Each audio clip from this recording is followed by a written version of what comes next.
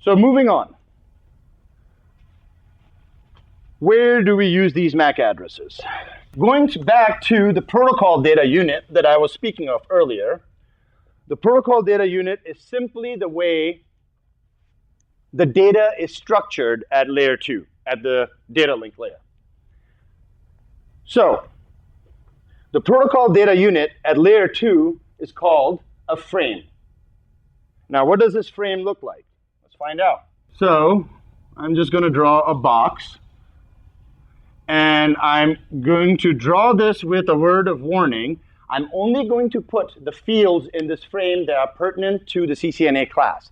There are other fields inside of this frame, but you guys don't need to know it till you get to your CCNPs. So, you will have your destination, and I'm going to abbreviate it to DEST, MAC, your destination MAC address, which would be the MAC address of the device you are transmitting to, or the person you are sending the letter to, your source, MAC, your actual data. So you can think of, and I've left this field empty for a second on purpose, but you can think of the frame as your envelope and your data as the actual letter that you're sending. The last field here is called your frame check sequence. So FCS stands for frame check sequence. This field houses what is called the CRC, or the cyclic redundancy check. Now, in some books, you won't even see the last field say FCS. It'll just say CRC, standing for the cyclic redundancy check. But in actuality, the last field is called the frame check sequence, and it houses the cyclic redundancy check. Now, what is the cyclic redundancy check? Before the transmitting device transmits the frame, it performs a calculation. There is an algorithm that is sitting inside the frame check sequence called the cyclic redundancy check, and the CRC performs a calculation on the whole frame, and it comes up with a number. It yields a number. So let's say the calculation was performed, and the number it came up with was the number, let's say, 15. The number 15 is put inside of the frame check sequence, and the frame is transmitted. The receiving device receives the frame and then performs the same calculation on the frame and comes up with its own number. So let's say the number the receiving end came up with was also 15.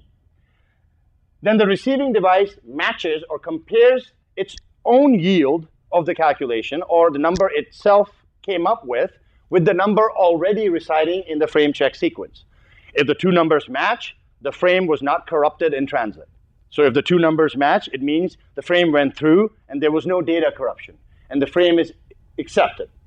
Now, if the numbers don't match, let's say the receiving end got the frame and did the calculation and came up with the number 20, that's a sure shot way of telling that the frame was corrupted in transit and the frame is discarded. The receiving end does not accept the frame, it just drops the frame. Now, you see in the frame, in the diagram for the frame, I've said that the destination MAC address comes first before the source MAC address. As we learned that the MAC address is 48 bits in length. Now, if the source MAC came first and the destination MAC came second, the receiving end would receive the frame, would have to read 48 bits worth of useless information to it before trying to compare its own MAC address with the MAC address residing in the destination MAC portion of the frame. So the destination MAC portion of the frame comes first by design. So as soon as the receiving end gets the frame, it can immediately start comparing, doing a bit-by-bit comparison with its own MAC address and the destination MAC address in the frame. And if it matches, it accepts the frame and says that, okay, this frame was meant for me, barring a fail in the CRC. If the CRC fails, of course, the frame is dropped, but the first check the device will perform is match the destination MAC address residing in the frame with its own MAC. That's why this field comes first. Up until now, I have mentioned what type of addressing is used at layer 2, or the data link layer, and what the protocol data unit is at the data link layer. The protocol data unit being the frame. I haven't mentioned yet what devices work at the data link layer. And there's only one device specifically.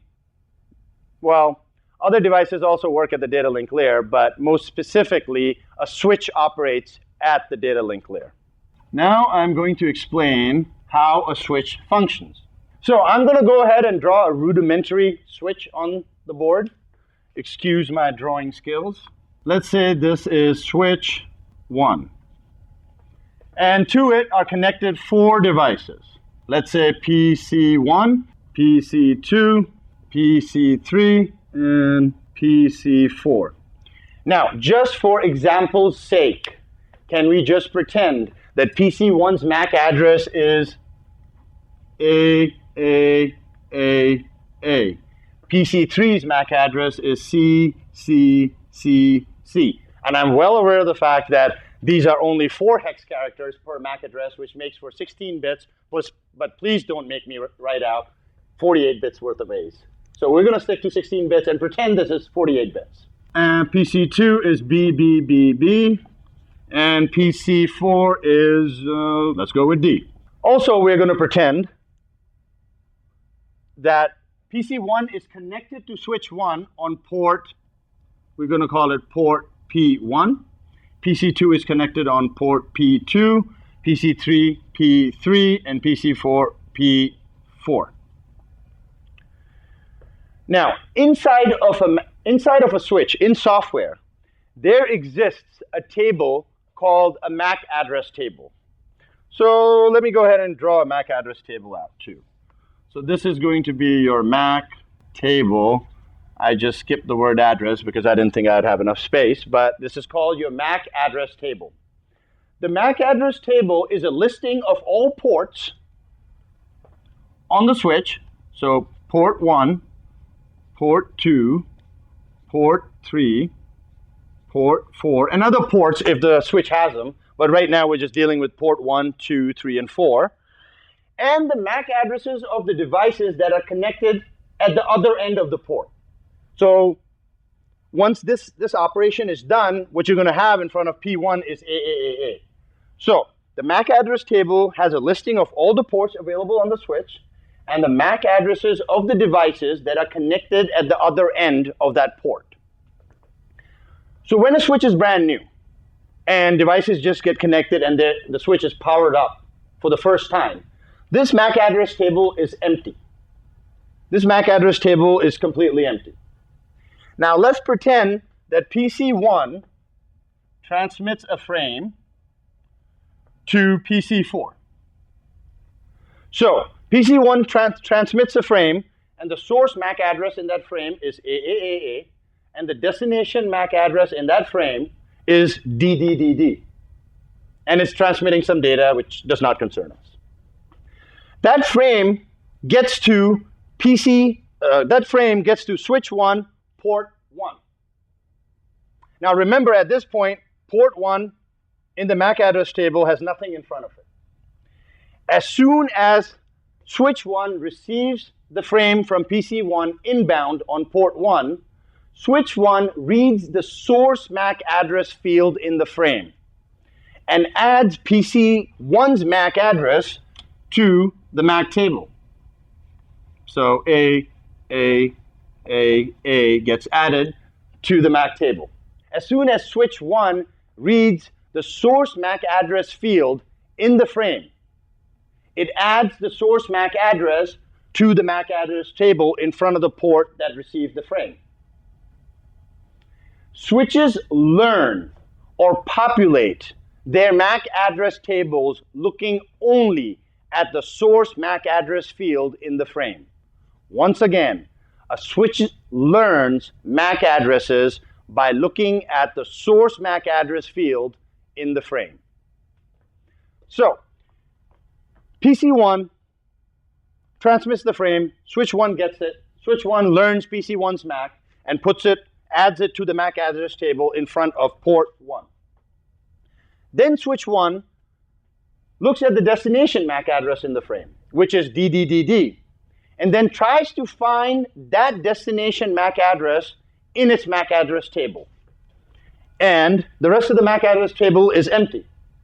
So, switches make their forwarding decision, where to forward the frame once it receives it, based on the destination MAC address field in the frame. Once again, switches make their forwarding decision based on the destination MAC address in the frame.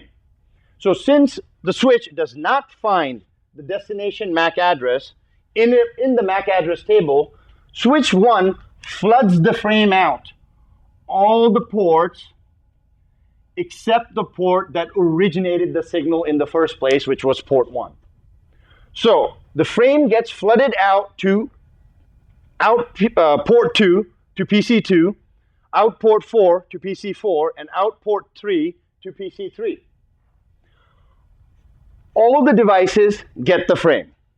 Now what does PC2 do with the frame? The PC2 looks at the destination MAC address in the frame, the destination MAC address field of the frame, and compares the MAC address sitting in the destination MAC address field with its own MAC address. So the destination MAC address field in the frame at this point says DDDD. It does a comparison against its own MAC address, which is BBBB. Doesn't match. PC2 drops the frame. Same with PC3. DDDD, which is the MAC address in the destination portion of the frame, does not match CCCC, so PC3 will drop the frame. In case of PC4, the destination MAC address field matches PC4's MAC address. So PC4 will accept the frame. Now, if at some later point, PC4 replies back to PC1. So PC4 replies back to PC1. When that frame arrives on port 4, switch 1 will once again read the source MAC address field in the frame, because switches learn or populate their MAC address tables looking at the source MAC address field in the frame. The switch 1 will add the MAC address DDDD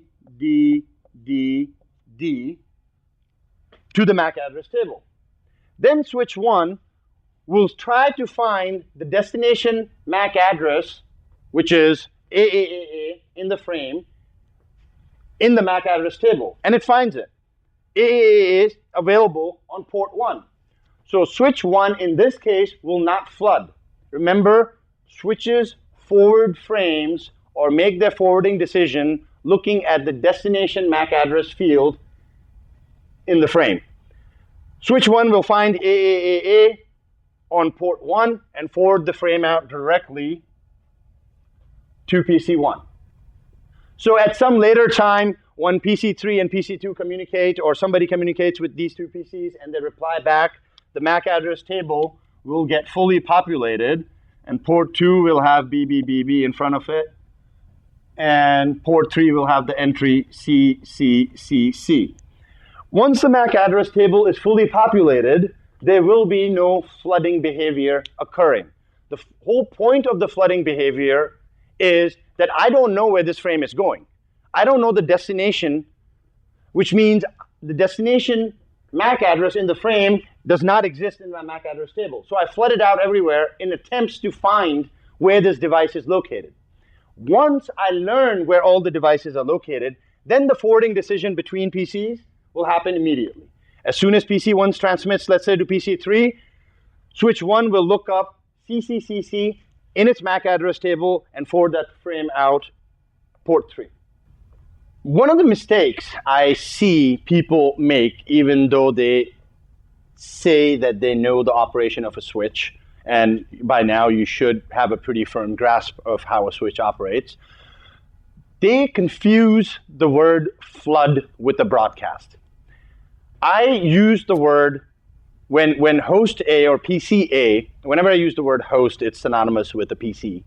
When PC1 transmitted the frame the first time, when the MAC address table was unpopulated, there was nothing in there, I used the word flood. I said the switch floods out the frame to all the other devices except the port that originated the signal.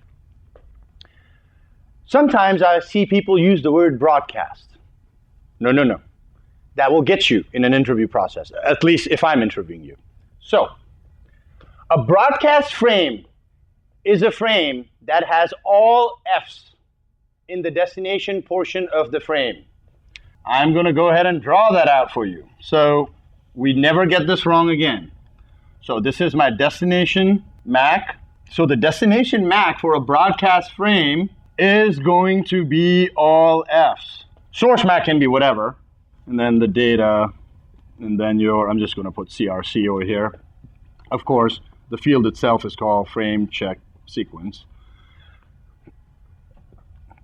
So a broadcast frame is a frame that has all Fs, or all ones, actually. In binary, this equates to all ones. So a broadcast frame is a frame that has all Fs in the destination portion, in the destination MAC address portion of the frame. That frame that PC1 sent to PC2, the source MAC address in that frame was AAAA. The destination MAC address in that frame was DDDD. That was a unicast frame. And just as a quick review, just in case some of the people listening to this do not know this, a unicast is a one-to-one transmission. So PC1 to PC4 transmission. A broadcast is a one-to-everybody transmission. So if PC1 sends out a broadcast, PC2, 3, and 4 will receive the frame. The end result is just like a flooding behavior, but you can't call it a broadcast because it's not a broadcast frame. It is still a unicast frame, which is a one-to-one transmission from PC1 to PC4. Source address is AAAA. The destination address is DDDD, not all Fs. So that is a unicast frame. The flooding procedure is only done to find devices when the switch does not know where they're located, or their MAC addresses are not in the switch's MAC address table. A broadcast is sent to everybody on purpose. So once again, a broadcast frame will have all Fs in the destination portion of the address. A unicast frame will have a source MAC and a destination MAC. Now, what is the end result of a broadcast frame being received by a switch? Of course, it is sent out all ports except the port that originated the signal. Now, why is it sent out all ports? Because this address will never exist in the MAC address table. The MAC address table, for the most part, barring some stuff that you might learn in CCNP, for the most part, only holds unicast addresses. So since this address will never exist in the MAC address table, as soon as a switch receives a frame with all Fs in the destination portion of the frame, the switch will send it out all ports. And I'm refraining from calling it a flood. It's not a flood. The flooding behavior has a different purpose. That is a broadcast. Okay, hopefully we have that cleared out.